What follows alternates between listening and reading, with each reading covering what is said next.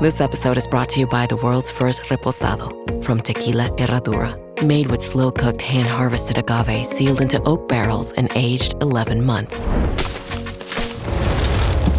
before being enjoyed in your glass. Experience the world's first reposado, Tequila Herradura. Please drink responsibly. Responsibility.org. Tequila Herradura. 40% alcohol by volume. Imported by Brown-Forman, Louisville, Kentucky. Herradura is a registered trademark. Copyright 2025 Brown-Forman Corporation. Abercrombie's viral denim sale is back, and Spotify listeners get an extra 15% off with code SpotifyAF. Abercrombie is known for their denim. With 30 to 50% off all jeans, find out how denim should fit. Shop the viral denim sale in the Abercrombie app, online, or in stores. Valid in stores and online through August 11th, 2025 in U.S. and Canada. Excludes clearance, price reflects discount. Code valid in U.S. and Canada through August 11th, 2025. Exclusions apply. See details online. Adam, you have a child who is school age, and Travis, you do too? Absolutely. Indeed. If I said to you, listen, I would like all of your child's information, how they sleep, what they eat, what pisses them off, what makes them happy, would you give it to me? Oh, I think I'd mail you a glitter bomb. But this is exactly what we're going to hear about today, because it's time to send education systems across the country a glitter bomb. and with that, welcome to What the Hack, the true cybercrime podcast. I'm Adam Levin. I'm Beau Friedlander. And I'm Travis Taylor.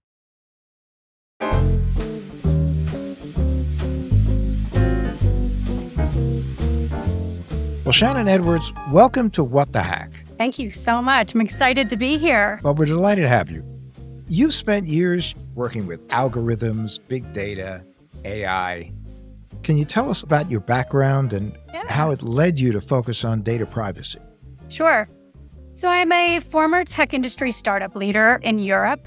I've also been considered an online shopping expert. I once had the informal title of chief shopper when I was at eBay. Today I write about AI and families. I'm an advocate for technology literacy, AI ethics, and data privacy.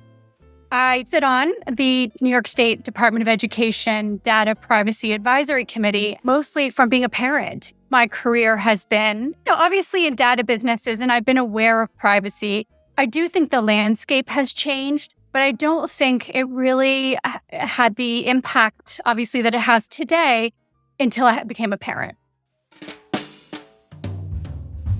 Chief shopper? Tell me a little bit about that.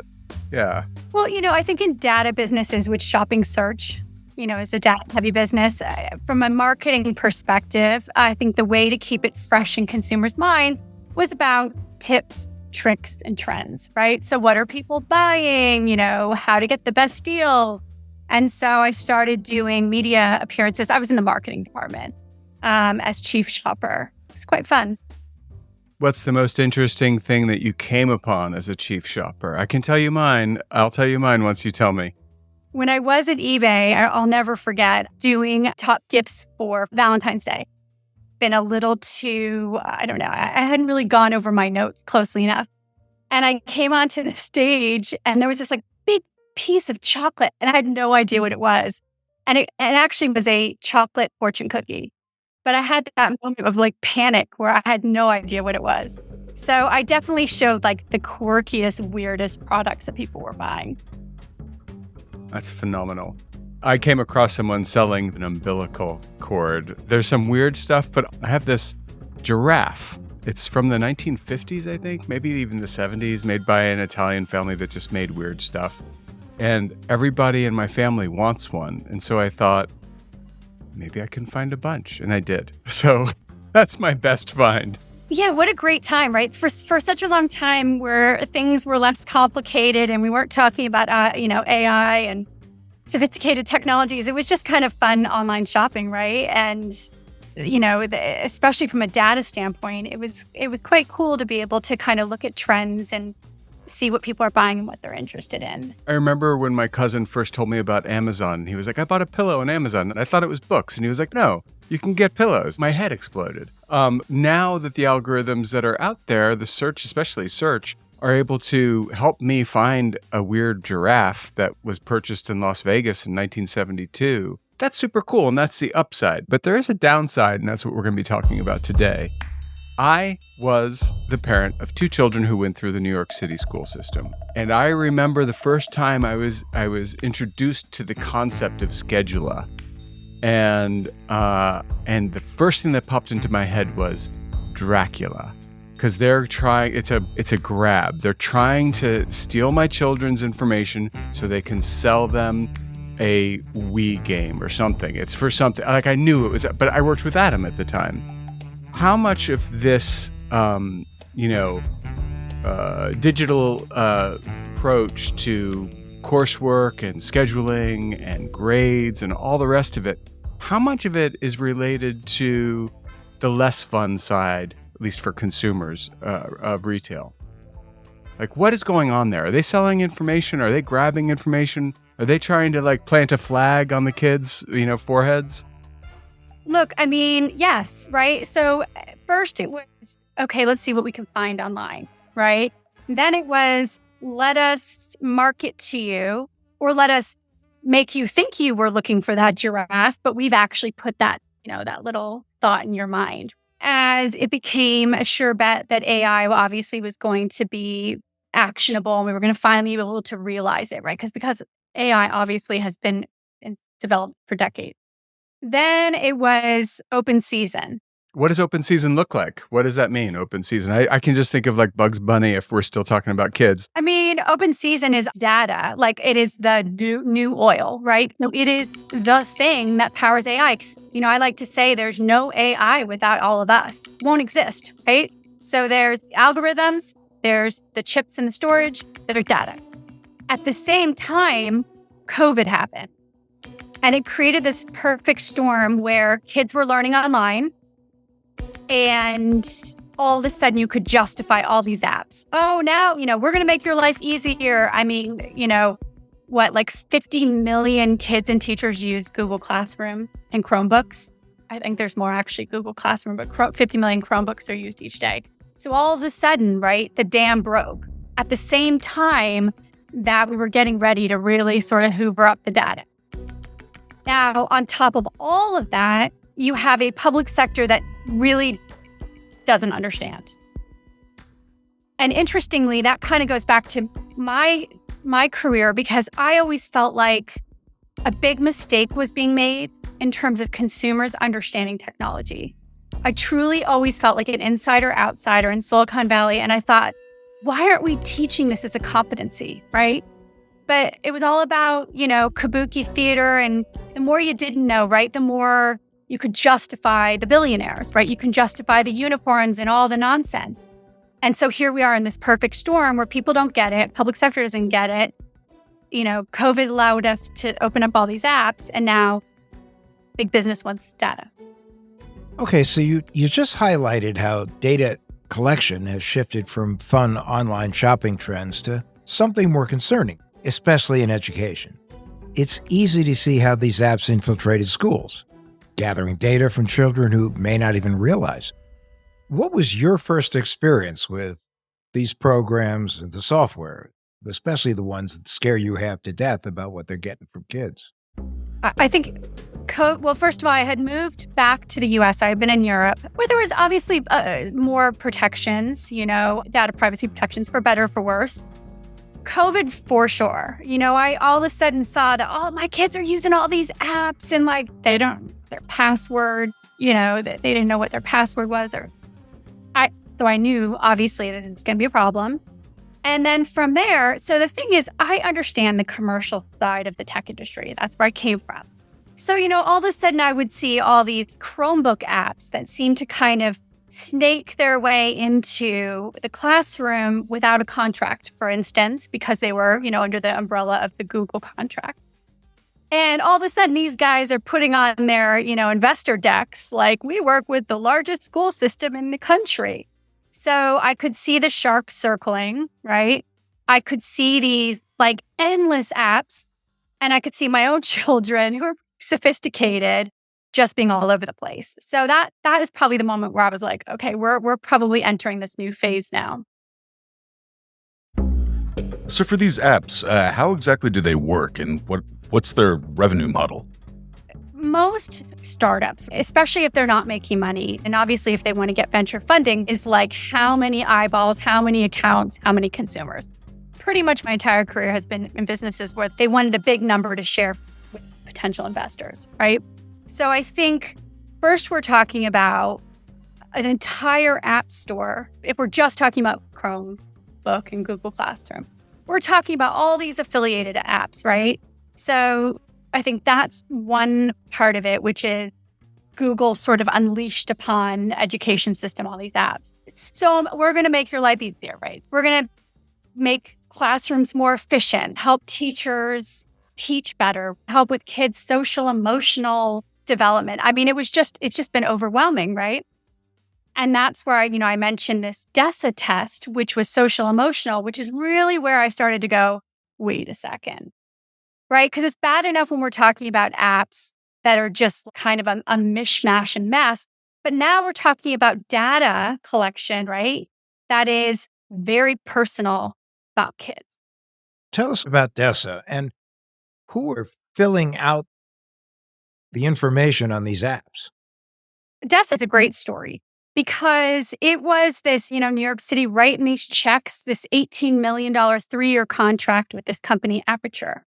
And it was coming on the heels of COVID, where they said, we got to check in and see how kids are feeling and all that gooey sort of subjective stuff. But right from the start, it was a perfect storm of unrest because teachers were already exhausted. And now they're being told, now you need to fill out these questionnaires about your kids, right? And they're really very personal. Do they respond to X, Y, or Z feedback? Are they optimistic? Things that were gooey where the teachers were like, I don't know the kids well enough. The good news is teachers were mutinying right away. The questions you mentioned that the teachers balked at answering, were they about specific students or students in general? So was it Bob and Sally or was it just students? They had to fill it out for every student. Okay, that's despicable. That's despicable. Right. So we're lucky. Because not only that, you're marking a kid listen, Miss, if you're listening right now, a pox upon your family. If that woman had to fill out a form about my child, I would put a formal complaint into the system because she didn't like my kid. This is where we were quite lucky, right? The teachers were like, parents were first and foremost, no way, you're not judging my child. The teachers were like, I don't want to judge your child. That piece of it was already a no-go. But not many people were talking about the other side of it, which was, who is this company? Where's this data being stored? What if it gets hacked? How is it triangulated with other data related to our kids? And all that stuff wasn't the main concern. Well, the other issue, as Beau mentioned, is if a teacher didn't understand your child the way they should, or if they just didn't like your child, that data that's out there could actually come back and harm your child somewhere down the road. Yeah. And be wrong, absolutely wrong. The part that got me fired up and it led to me focusing more in this area was, who's this company? What kind of due diligence is occurring? What if they get acquired? You can go down the list of a million ways in which you'd be really worried about, right, the integrity of this data and where it lives. What does a contract look like? That's the piece that falls through the cracks and continues to fall through the cracks. Do we know where the data is or was being stored? The good news is there is no DESA. There was so much outrage, parents could opt out. Once word got out, you could opt out and you should opt out, it spread like wildfire. And the teachers were obviously saying opt out, right? So DESA is dead in New York City. But that raises another question in that when you're dealing with these apps, I think they have an obligation to let you know if you can opt out, because a lot of people, as you said, they didn't know until there was a whisper campaign. Well, Adam, remember when we had Jen Kaltwriter from the Mozilla Foundation on the show? Privacy not included. And I'm sure, and Shannon's nodding because she knows who Jen Kaltwriter is. And I'm going to say, one thing that she said that is so true is children cannot be expected to read the terms of service or user agreements. But by the same token, neither can parents. And, a lot of parents are like, whatever. They used to call it backpacking, right? They'd backpack a memo home. And now it's all digital. But when, my kids were the last generation where they actually put paper in a backpack and it came home, and then we still didn't read it, because we were very busy making dinner and trying to get everyone to do their homework. I think that, the problem here is when the only safeguard in the system is a beleaguered New York City school teacher saying, you don't need to do this, the system's not working right. Nobody's really supposed to read the terms and conditions by design. They're intentionally unreadable and long. I think somebody actually calculated how long it would take to read most of them, and it was, you can imagine, days. So that's not going to be fixed. You're supposed to have a comptroller's office that contracts with these companies, puts in all the protections that are required. That doesn't necessarily happen. I think a lot of times that it's well-intended. It's just, again, remember what I was saying about these sort of sharks circling, very sophisticated, slick tech industry, commercial teams, and public sector overwhelmed, underpaid teams, right? So it's created an ecosystem where there aren't a lot of controls. But I don't think it has to be that way.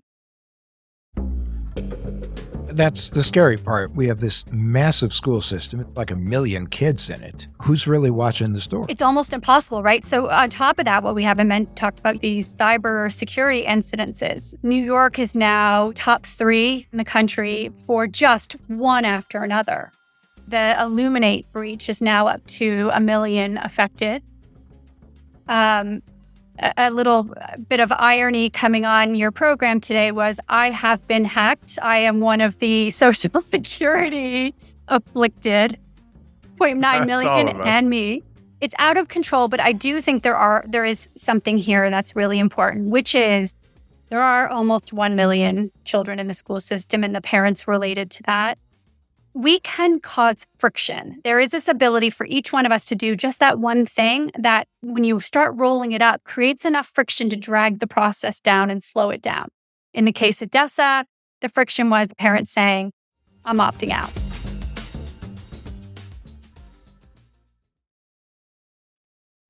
This episode is brought to you by State Farm. Checking off the boxes on your to-do list is a great feeling. And when it comes to checking off coverage, a State Farm agent can help you choose an option that's right for you. Whether you prefer talking in person, on the phone, or using the award-winning app, it's nice knowing you have help finding coverage that best fits your needs. Like a good neighbor, State Farm is there. This episode is brought to you by Mott's Applesauce. So you're looking for a snack your kid will love and you can feel great about? Give him a Mott's no sugar added applesauce pouch. Made from real, delicious apples and a good source of vitamin C, too. Perfect for tossing in a lunchbox or grabbing for on the go. Mott's. Real apples make real good applesauce. Learn more about Mott's no sugar added applesauce at Motts.com.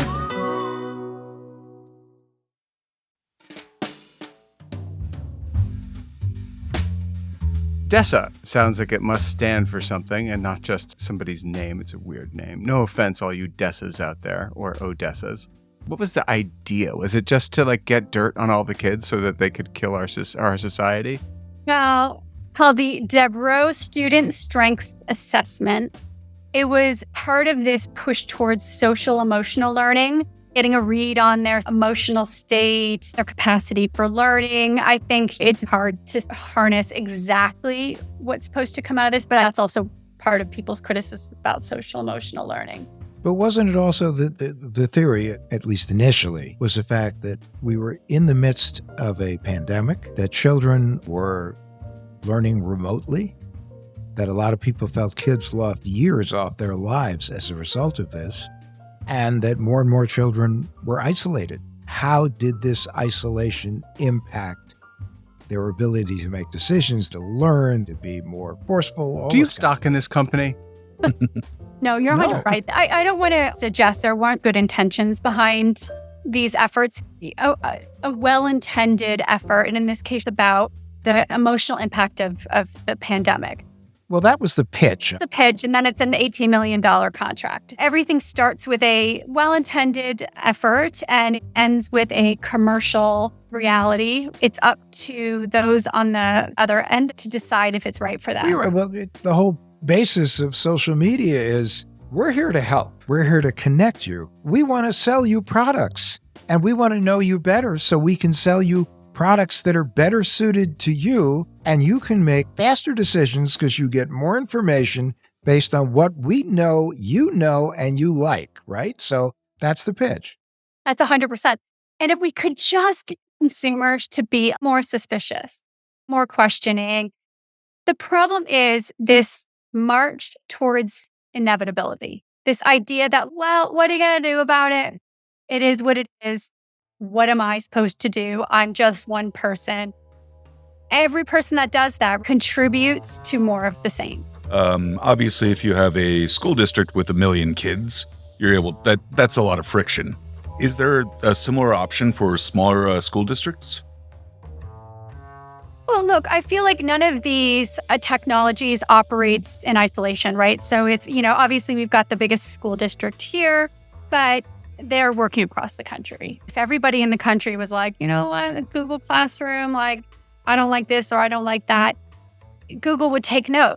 I think truly the problem is this inevitability thing, right? This idea that we have conditioned everyone to believe that the tech industry is, this mystical place of these people who know more than you, who we just need to do what they say. And I truly believe there's not a person out there, and in this case, a parent, who doesn't look at some of this and have like an opinion about, if you believe that your opinion mattered, right? You might say, I don't want to do that. Friction is a situation, hopefully. Friction is a generalized situation that we hope for among all the parents out there. And this is the parents who are coming up right now with kids are the Kendrick Lamar, generation. They grew up listening to ADHD and fuck that. And so they don't want to play. And I think that what we're starting to hit a tipping point. You see it on social media with the advent of boredom. Obviously, we're now being told all of a sudden that boredom is a really good thing and we don't have enough of it and our children need it. And so there's this very subtle, I would call it a situation. Tell me about the situation with parents right now, because I think you talked about the inevitability, but the other side of that coin is it's inevitable we're going to say, that. So where are we in that continuum? I still think we need to get over a major hurdle, which is the tech industry isn't smarter than you. We've conditioned over the past few decades. I saw it. I was in Silicon Valley in 1999. I had a really great few months of a career before the, market crashed, and I had to pretend I was a finance or, whatever industry was at tech. But it's always been, look, we've watched movies like The Social Network, and I think most people are scared to sound stupid, right? If we could get over that, look, I like to use the analogy, and I might have actually already mentioned this to Adam, but of food, right? You and I could all have a conversation about Doritos, right? And we could talk about whether we think they're good for you or not. Are they going to cause cancer? Are they going to cause obesity? Is it a nice little snack? Not once does any of us worry about the fact that we can't pronounce the ingredients, don't know how it's made, don't have PhDs in food science. We actually don't know anything about Doritos, but we do have a sense of whether it's good for our family. I like right? Doritos. But why can't we be the same about technology? You don't have to have a computer science degree to know that you don't want to fill out this form online. But a lot of people get caught up in herd psychology, which is, well, I don't fill out the form, but other people do. How is my child being negatively impacted by that? Yeah. How do these companies, Aperture and some of these other, how do they get vetted? I mean, they go in, they've got these slick presentations, they say all the right things. I mean, like we said, social emotional development post-COVID, we have this solution. Every city, it's different. Sometimes how business development works. There's sometimes an inside connection and all that good stuff. I don't want to be too cynical, but you go with a pitch. They've done this before. And next thing you know, they've got a contract for $18 million. Well, sometimes I guess would also be part of the bundling processes, which is that the school system has a contract with company X. They add a new feature. They say, it's not going to cost you much. Look at all the great stuff we give you. So have this one too. Yeah. Listen, I have a pitch. If you steal my idea, I'm going to sue the hell out of you. But here's my idea. Ready. I have an app. It's just a gray screen with a timer on it, and it's called Boredom. I want kids to be on there for 20 minutes a day. They sit there. They used to call it meditation. The problem is you have, I think in the system, the education system, you have people who want to make sure they're on the cutting edge of things, but in the process, they're cutting out the most important thing, which is experience. And that's not this other thing that Dessa was pointed out, but just the experience of a teacher with a student and like where there's no intervening tech. I mean, even a smart board, like I think that those smart boards they have in school, they're kind of like, there's something nice about a chalky old school teacher. It's already in the past, in the rear view mirror. If you look at Google's education offering, how many former public school teachers and administrators now work for Google, the reach of their public sector business alone, it's too far gone. We won't get back to that kind of learning experience ever. Well, they will in like a Steiner school, maybe Waldorf, but you're saying no. No.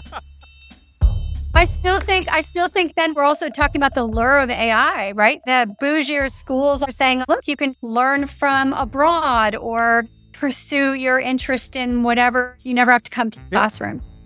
And I'm sure you've done this too. Listen, Shannon, I have spent time with Meta's AI model just asking it questions like, what should I tell my friend who's a complete jerk? And, and AI will be like, well, they'll give me the most vanilla answer on earth because it is a mashup of all the opinions of things like that in the world. And so what you get is a big, shiny mediocrity. That's what you get from AI. Oh, so that's why some of the things you tell me seem to be so lovely. Here's the bad news, I think, for people there, and we're all sort of old enough to have seen the cycle of the dot-com boom and bust, is that there isn't a killer generative AI tool now, and I don't think you're going to see it much in school. But that's worse because this obsessive need to collect data persists. Unfortunately, kids today are stuck in the middle, where we're trying to siphon off their data. Someday it'll be really cool. Not going to be today, it's not going to be tomorrow. We're in that weird phase where people might think there's nothing to see, but that's absolutely not the case.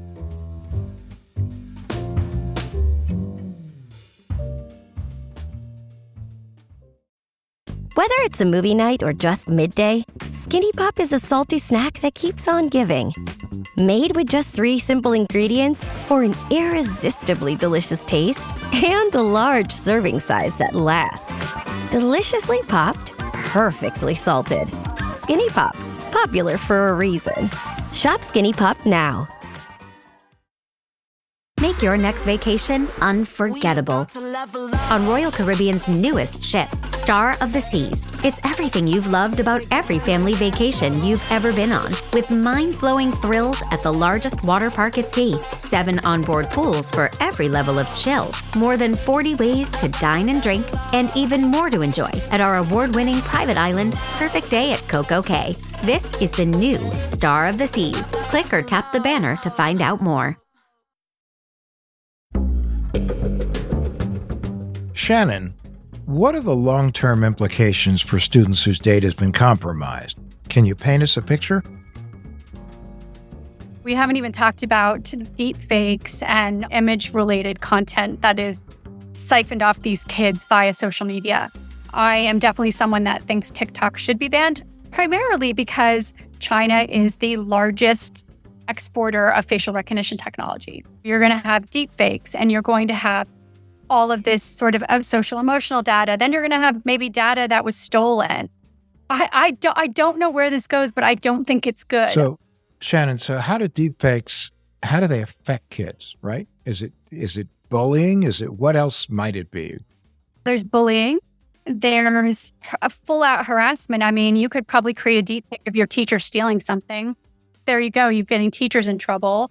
Reputation destruction. Destruction. You could do a deep fake of like a bomb scare. You could do a deep fake of the back of your building. Say like, oops, there's a bomb in the, not to give anyone ideas. Don't do that. But I do think you're right, though. Troublemaking, right? The things we used to do when we were younger that had a higher barrier for entry is now much easier. So I think chaos, bullying, and long-term reputation. I mean, deepfake porn is already a serious problem, primarily for teenage girls. Horrendous. Well, horrendous. It's not just reputation in that regard, Shannon. It's also reputation when a child's going to apply for a high school or a college or secondary education. Who knows how much information is going to be out there and who's going to be selling it to third parties who are then saying, you want to get, I know you only have 500 slots for your incoming class and you need a way to vet them. Well, we have all the data from the last 20 years from public ed that will tell you which students to avoid. And you just don't know. There's nothing you can do. It is happening. You can't stop it. Yes, there's policy, but cybercrime, it is a mess. What you can do is be savvy and protective of your data. When I saw my social security number was part of this dump, very easy to look up. Has your social security number been hacked? 99% of people probably haven't checked. I know how to quickly freeze my credit, remove my name. The fact that people don't know how to do that is a tragedy, that we're not all protecting our data like we protect our homes, health, kids. We need to be savvy about it. It doesn't mean other things can't occur, but we can't just give it up to someone else. So, bottom line, opt out. And if anyone ever asks for your social security number, say no. Although I think we all know that based on the Equifax breach a few years ago, even before this data dump, which I'm sure that information is also in there, is that, we've all been exposed. So opt out. Not just that either. I want people to delete. And so what you want to do is write every company. You go through. I mean, yes, it's labor intensive, but you're the one that signed up for these things. So you got to get it together, right? You go to each company and you say, close my account, delete my data, right? Because I think a lot of people think they can just unsubscribe, and that is not what you need to do. You need to go and write the company. And the good news is, bad news, but good news, because of the California privacy laws and the requirement to do that in California, it's generally extended to everybody. So you got to go through and do it. You need to do the work. For listeners who are parents, what are some concrete steps they can do to keep their kids safe and to protect their data? Talk to their children. Have the conversation. I think so many parents do not, and they are not on the same page with their kids. Start simple. What are you looking at? What are you downloading? You have to have this dialogue. Have a plan as a family. So everybody has a commitment to, good online hygiene. So again, the whole closing accounts, having strong passwords, these family accounts, you got to do it together. I think parents have to take it seriously. I think the idea sometimes makes their head spin. Even my smartest friends are like, oh, I use my anniversary as a password. Really the basics, get your password situation in order.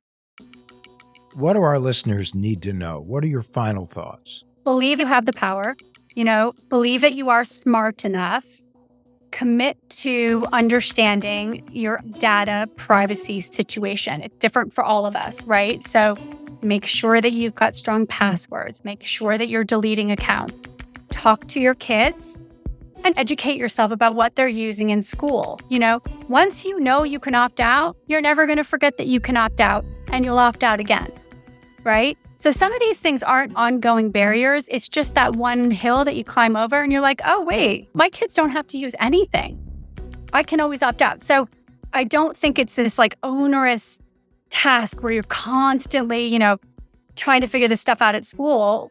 No, just understand the fundamentals, right? And once you do, you're in a whole different position than you were yesterday. I would totally agree with that.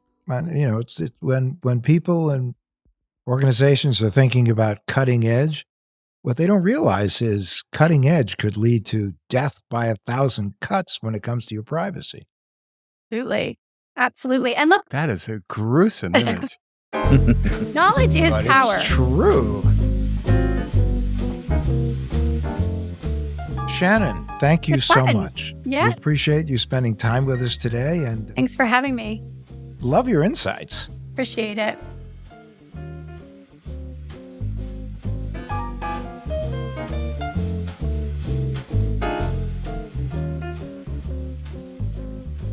Now it's time for the tinfoil swan. Our paranoid takeaway to help keep you safe online.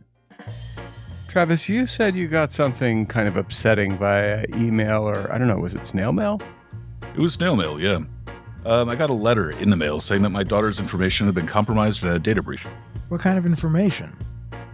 Well, they always use the term may have been compromised, but it sounds like it's the full rundown, including name, address, social security number. It's not great, but do you know who was breached? I was actually her pediatrician. It does bring up the potential for a kind of identity theft that people might not be fully aware of, which is medical identity theft. And when you're talking about the kind of identity theft that can flow from that, you're talking about everything from account takeover, opening new accounts, getting medical treatment in your name, committing criminal acts, your children becoming victims of identity theft. I mean, it is the full Monty. Yeah, and the other thing is because your family member was compromised, you might think, well, you're safe. You might not be, because that information can be a foothold to your information. And it might be that your child's granular information might be the very way someone gets into your mortgage, not theirs because they don't have one, but you do, and it's worth a lot of money. We could all be compromised with this. Everybody. Yeah, I mean, it's one of the most, if not the most expensive form of identity theft. The statistic I looked up said that the average cost to the victim is over $22,000. Well, it's not just financial, though, because if somebody goes in and gets something fixed or checked or worked on or whatever you want to say, you could end up not being able to get that very same treatment because your insurer is going to be like, you just got, an appendectomy. You can't have two. Yeah, and it also it depends on what or how someone's using your plan. But for instance, I was just reading about a woman who had her purse stolen, including her driver's license and her insurance card. And she went through all the right steps. She canceled her credit card. She got no identification. But 2 years later, she was arrested because the thief in question used her medical plan to get over 1,700 opioid prescriptions. Listen, even if you have a different blood type showing up on your medical record, that simple, stupid little difference, it could kill you. Unless you're a universal donor, I guess. So a lot can go wrong. And, doctors may not know that it's wrong. So you really have to take care of yourself here. Well, it goes back to what we talked about with David Mayman. Identity theft isn't just limited to your social security number anymore. Your driver's license, medical card, anything connected to you can be used to commit identity crimes. All right. Okay, enough of the scare tactics here. What can people do? Well, the first thing is to protect your medical information, like your insurance number, as carefully as you would your social security number. Wait, fine, but that can be pretty hard. Unlike your social security card, you need to carry your driver's license and insurance information in case something happens, right? Yeah, totally. But monitor your healthcare too, and that of your kids or your other dependents in the same way you would check your credit. So my daughter's in elementary school, and if I happen to look up her records and find out that she has Vicodin prescriptions in her name, I'll know something's up. Yeah, but you should also, every time you get an explanation of benefit statements from your health insurer, look at it and make sure that the person who got that treatment, who had that appointment, was actually you. Right. And if you see something that was, in your name but you didn't get it, that's another kind of fraud. Absolutely. And if you have your wallet or purse stolen, ask your health insurer to provide a new account number in addition to a new card. Listen, most doctors' offices are going to make sure that your information is up to date, and they'll give you an opportunity to verify that. Don't blow them off. Just take a look. Make sure it's right. And that's our tinfoil swan.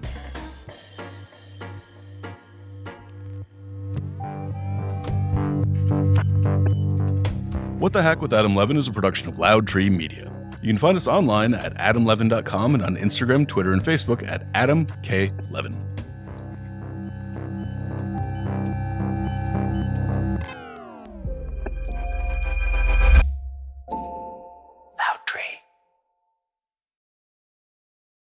Behind every empire are the people history tried to forget.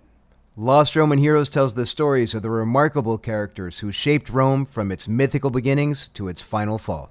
Each episode blends armchair storytelling, sharp historical insight, and a bit of humor to bring these lost figures to life.